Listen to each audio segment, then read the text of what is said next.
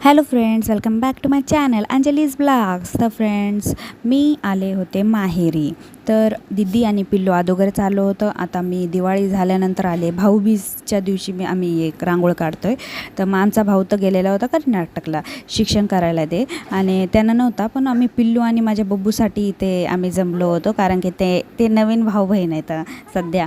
तर आणि मी रांगोळी काढते आहे, पण रेतीवरती, कारण की आम्ही यावर्षी नव्हतो म्हणून अंगण जरासं थोडं खबडमबडच फरच्या टाईप आहे, म्हणून बाजूला काढली मी रांगोळ वाळूवरती.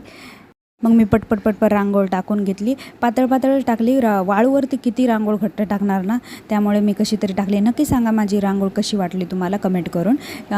छान आणि बॅड असं म्हणून टाकू शकतात तुम्ही. हे बघा, कंप्लीट होतच आलेली आहे. आणि बब्बू बसले होतं, पिल्लू बसले होते, दीदीवरी बसली होती माझी रांगोळ बघत. काम धंदे सोडून आम्ही हे काम केलं. मग मी वरी वेल काढायचं म्हणलं तर दीदी म्हणली बजाली एवढी छान दिसायली, असं तसं म्हणली. हे बघा अशी दिसते रांगोळ. आणि चला तर मग आता दिवे लावते. मम्मी आता दिवे तयार करून आणते. हे बघा दिवे आणलेली आहेत. आणि आता मम्मी म्हणते मला ठेव, तू ठेव. मग मी 1-2 ठेवले आणि रांगोळीमध्ये ठेवले, कारण मी शूट करण्यासाठी मम्मीला म्हणलं मम्मी थांब ना, मला शूट करायचं आहे.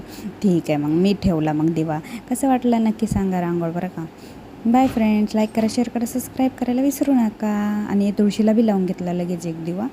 थोडेच लावले दिवे आम्ही, कारण भाऊबीज होती म्हणून. Bye friends.